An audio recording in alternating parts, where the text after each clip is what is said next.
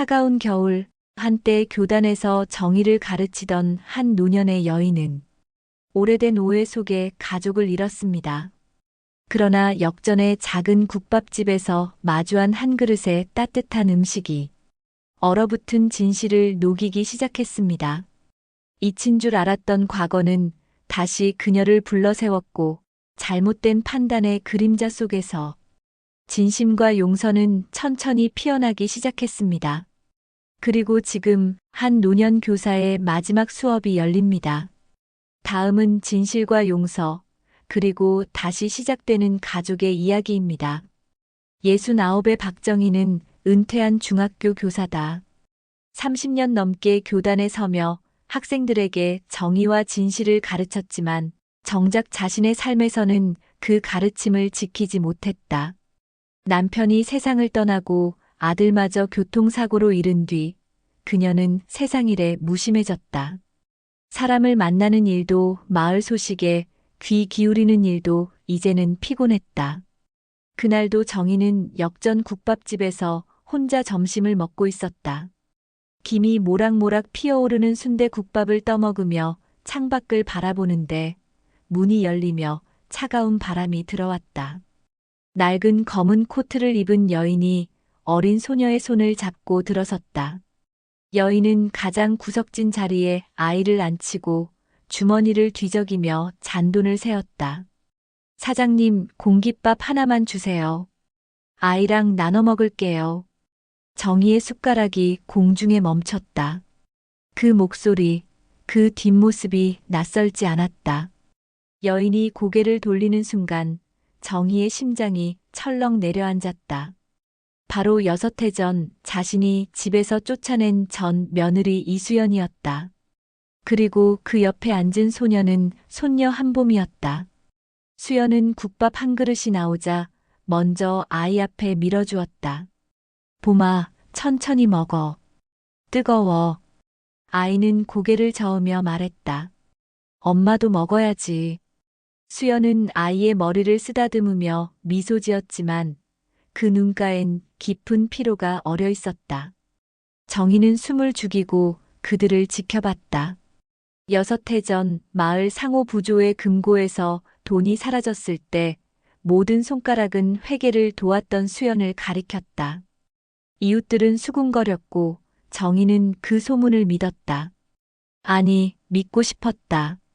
아들을 잃은 슬픔에 누군가를 탓하고 싶었던 것이다. 내가 우리 집안에 먹칠했어. 당장 나가. 정희는 그날의 자신의 목소리를 기억했다. 수연은 아무 말도 하지 않았다. 그저 짐을 싸고 보미를 안고 문을 나섰을 뿐이었다. 그런데 지금 눈앞의 수연은 국밥 한 그릇을 아이와 나누며 자신은 거의 먹지 않고 있었다.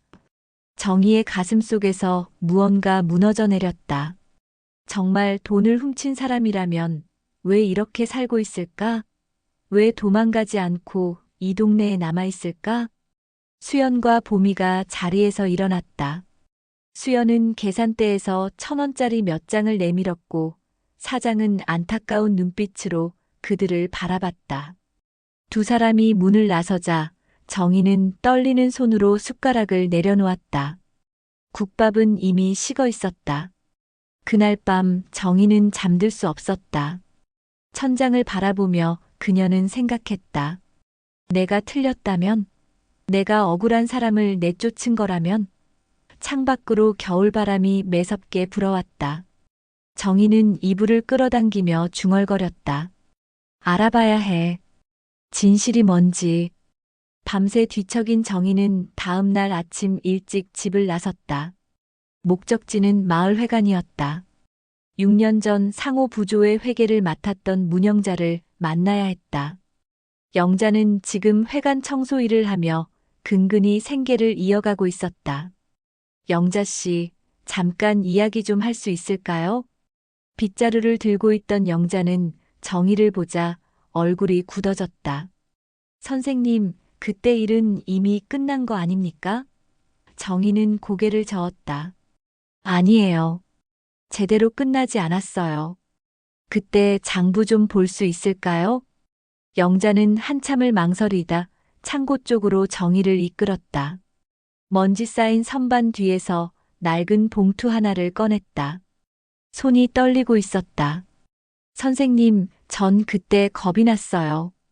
제 남편이 당뇨 합병증으로 쓰러진 직후였거든요. 봉투를 열자 장부와 함께 몇 장의 서류가 나왔다. 정희는 꼼꼼히 살펴봤다. 부조의 돈이 사라진 날짜는 6년 전 11월 17일. 그리고 그 주 금요일 마을 창고에서 원인 불명의 화재가 발생했다. 모든 회계 자료가 불에 탔다고 했다. 그런데 이상했다. 불이 난 바로 다음 주에 재개발 구역 승인이 떨어졌던 것이다. 영자 씨, 이거 너무 빠르지 않아요? 보통 승인까지 몇 달은 걸리는데.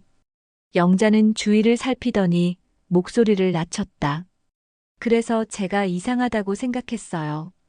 화재 나기 전날 재개발 추진위 사람들이 회관에 왔었거든요. 간사 남태호 씨가 금고 근처를 서성이는 걸 봤어요. 정희의 눈빛이 날카로워졌다. 금고 열쇠는 누가 갖고 있었죠? 저하고. 추진위 간사도 하나 갖고 있었어요. 혹시 모를 비상시를 대비해서요. 봉투 속에는 또 다른 서류가 있었다. 공사 계약서와 기부 체납 약정서였다. 날짜는 모두 화재 직후였다. 계약 금액도 당초 예상보다 훨씬 높았다. 정희는 서류를 하나하나 사진으로 찍었다. 영자 씨, 왜 그때 말하지 않았어요? 영자의 눈에 눈물이 맺혔다. 추진위에서 사람이 왔어요. 입 다물면 남편 요양비 지원해 주겠다고 했어요. 저는 선택의 여지가 없었어요.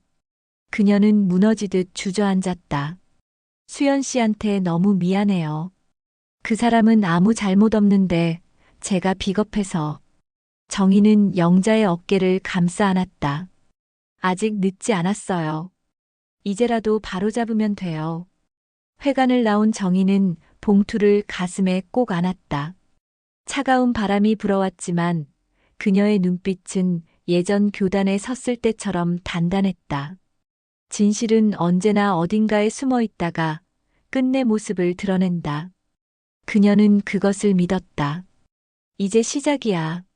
정희는 다음 행선지를 향해 걸음을 옮겼다. 소방서에 근무하는 옛 제자 정대호를 만나러 가야 했다. 정희는 소방서 민원실에서 정대호를 기다렸다. 대호는 정희의 제자 중에서도 가장 성실했던 학생이었다. 지금은 소방관이 되어 지역을 지키고 있었다. 선생님, 오랜만입니다. 대호는 반갑게 인사했지만 정희의 표정이 심상치 않음을 눈치챘다. 대호야, 6년 전 마을 창고 화재 기억나니? 그때 내가 출동했었지? 대호는 잠시 생각하더니 고개를 끄덕였다. 네, 기억해요. 원인 불명으로 종결됐던 건으로 알고 있는데요. 그때 현장 사진 아직 남아있니? 대호는 정희를 자료실로 안내했다. 컴퓨터를 켜고 파일을 검색하더니 몇 장의 사진을 띄웠다. 정희는 화면에 얼굴을 가까이 댔다. 불길의 시작점이 선명히 보였다. 여기, 이 부분 좀 봐. 전선 근처가 아니라 페인트 통 더미에서 불이 시작됐네. 대호가 사진을 확대했다. 맞아요, 선생님. 당시에도 이상하다고 생각했어요. 페인트 통들이 한 곳에 집중적으로 모여 있었거든요. 보통은 그렇게 두지 않는데. 정희는 수첩을 꺼내 메모했다. 화재 시작점 합선 아님, 인화물질 집중 배치. 그녀는 대호를 똑바로 쳐다봤다. 누가 일부러 모아둔 것 같지 않니? 저도 그렇게 보고했어요. 하지만 위에서 증거 불충분이라며 종결시켰죠. 재개발 때문에 민감한 시기였으니까요. 정희는 사진을 몇 장 더 넘겨봤다. 그중 한 장에서 그녀의 손이 멈췄다. 화재 현장 주변을 찍은 사진이었는데 멀리 한 남자가 서 있었다. 얼굴은 흐릿했지만 체격과 옷차림이 낯익었다. 이 사람 혹시 남태호 아니니? 태호가 사진을 자세히 들여다봤다. 확실하진 않지만 그럴 수도 있겠네요. 추진이 간사면 현장에 올 수도 있으니까요. 정희는 모든 자료를 USB에 복사했다. 소방서를 나서며 그녀는 다음 목적지를 떠올렸다. 수연과 보미를 만나야 했다. 더 이상 미룰 수 없었다. 반지하 골목은 습기와 곰팡이 냄새가 진동했다. 정희는 가슴이 먹먹해졌다. 문을 두드리자 수연이 나왔다. 그녀는 정희를 보고 얼굴이 하얘졌다. 어머님, 수연아, 들어가도 되겠니? 좁은 방 안에는 낡은 이불과 작은 전기 히터가 전부였다. 보미는 기침을 하며 이불 속에 누워 있었다. 할머니. 아이는 정희를 올려다봤다. 그 눈빛에는 원망이 아니라 그리움이 담겨 있었다. 정희는 무릎을 꿇고 아이 곁에 앉았다. 봄아, 할머니가 미안하다. 정말 미안해. 그녀는 가방에서 봉투를 꺼냈다. 국민연금에서 받은 이번 달 생활비 전부였다. 이거라도 쓰렴. 병원부터 가야겠구나. 수연은 고개를 저었다. 어머님, 저는 괜찮아요. 그냥 봄이만 건강하게 키우고 싶어요. 정희는 수연의 손을 꼭 잡았다. 아니야. 너희 잘못이 아니었어. 내가 확인했어. 이제 함께 바로잡자. 수연의 눈에서 눈물이 흘러내렸다. 어머님, 정말 제가 안 했어요. 알아. 이제 다 알아. 정희는 수연을 끌어안았다. 6해 만의 포옹이었다. 봄이도 이불을 박차고 일어나 할머니에게 안겼다. 정희는 다짐했다. 이제 진실을 세상에 드러내야 한다고. 교단에서 학생들에게 가르쳤던 그 정의를 이제는 자신의 가족을 위해 실천할 때였다. 며칠 뒤 정희는 시청 고충 상담실을 찾았다. 접수대 직원은 정희가 내민 서류 뭉치를 보며 눈을 크게 떴다. 이건 재개발 관련 민원이시군요. 대상자가 현직 구의원이신데 정말 제출하시겠어요? 당연하죠. 진실을 밝히는 데 직책이 무슨 상관입니까? 정희가 고발한 대상은 재개발 추진위 출신 구의원 장훈식이었다. 화재와 금고 도난, 그리고 석연치 않은 승인 과정. 모든 증거를 정리해 제출했다. 며칠 후 공개 면담 자리가 마련됐다. 회의실에는 구청 관계자들과 장훈식, 그리고 방청객들이 모여 있었다. 장훈식은 여유로운 표정으로 앉아 있었다. 박 선생님, 오래된 일을 왜 이제 와서 문제 삼으시는 겁니까? 정희는 침착하게 서류를 펼쳤다. 돈이 사라지고 창고가 타고 그 다음 주에 승인이 났습니다. 너무 깔끔하지 않습니까? 그녀는 화재 현장 사진과 계약서, 사본을 제시했다. 더구나 인화물질이 집중 배치됐던 정황, 금고, 열쇠를 가진 사람이 추진이 간사였던 점, 이 모든 게 우연일까요? 장훈식의 얼굴에 미세한 당황이 스쳤다. 그건 당시 조사에서 모두 해명된 사항 아닙니까? 해명이 아니라 덮어버린 거죠. 정희의 목소리는 흔들림이 없었다. 마치 교단에서 학생들을 가르치듯 또렷했다. 회의는 결론 없이 끝났지만 정희는 멈추지 않았다. 그날 저녁 그녀는 추진이 간사였던 공인중개사 남태호의 사무실 근처를 지켰다. 해가 지고 어둠이 내리자 태호가 나왔다. 그는 주위를 살피며 폐창고 쪽으로 향했다. 정희는 조심스럽게 뒤를 따랐다. 창고 문틈으로 라이터 불빛이 번쩍였다. 태호는 무언가를 태우고 있었다. 정희는 떨리는 손으로 휴대폰을 꺼내 그 장면을 촬영했다. 서류 타는 냄새가 바람에 실려왔다. 다음 날 정희는 촬영한 영상과 모든 증거를 지역 언론사 시민제보 채널에 올렸다. 재개발 비리 의혹, 6년 만에 드러나는 진실이라는 제목의 기사가 포털 사이트 메인에 올라왔다. 댓글이 폭주했고 지역 뉴스에서도 다루기 시작했다. 압박을 견디지 못한 남태호는 결국 입을 열었다. 그는 변호사와 함께 경찰서에 출두해 진술했다. 그날 의원님이 부탁하셨습니다. 승인을 빨리 받으려면 장애물을 없애야 한다고. 불은 계획된 거였어요. 금고 돈도 제가 빼냈습니다. 수연 씨는 아무것도 모릅니다. 진술 내용이 언론에 공개되자 마을이 발칵 뒤집혔다. 6년 전 수연을 손가락질했던 사람들은 고개를 숙였다. 정희는 집으로 돌아와 수연에게 전화했다. 수연아, 이제 끝났어. 내 억울함이 풀렸단다. 수화기 너머로 수연의 흐느끼는 소리가 들렸다. 어머님 감사해요. 정말 감사해요. 정희는 창밖을 바라봤다. 겨울바람이 여전히 매서웠지만 그녀의 마음은 한결 가벼워졌다. 진실은 늦더라도 반드시 드러난다. 그녀가 평생 믿어왔던 그 믿음이 틀리지 않았다. 시청 청문회가 열렸다. 회의실은 기자들과 시민들로 가득 찼다. 정희는 낡은 가죽 필통을 들고 증인석에 섰다. 그 필통은 30년 전 제자들이 선물한 것이었다. 선생님 항상 정의를 가르쳐 주셔서 감사합니다라는 메시지가 희미하게 새겨져 있었다. 마이크 앞에 선 정희는 떨리는 손을 꽉 쥐었다.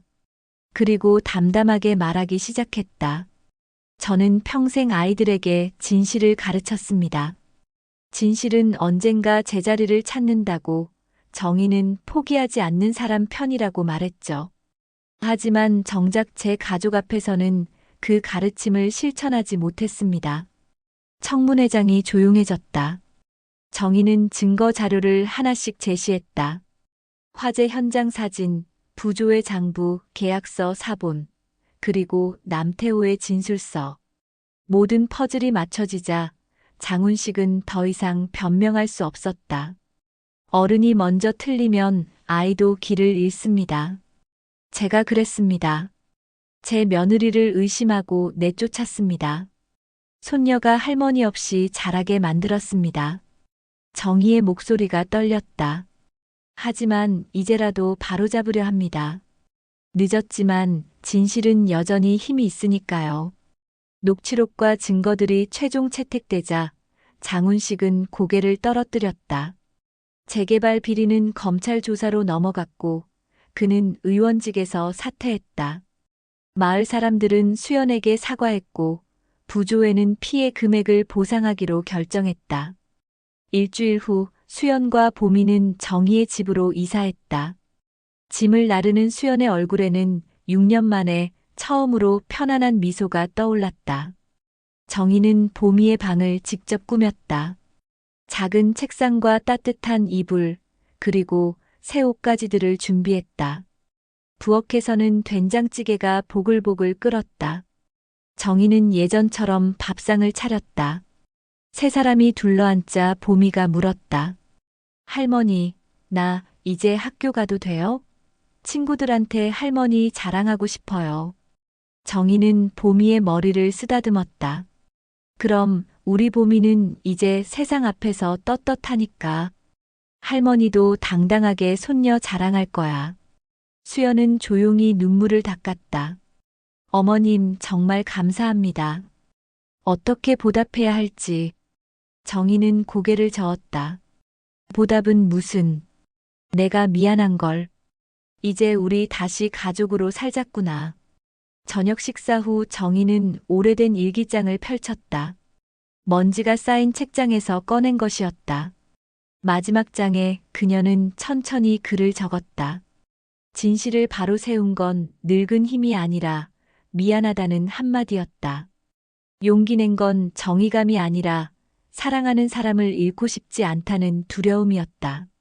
창밖으로 겨울바람이 매섭게 불었지만 거실은 따뜻했다.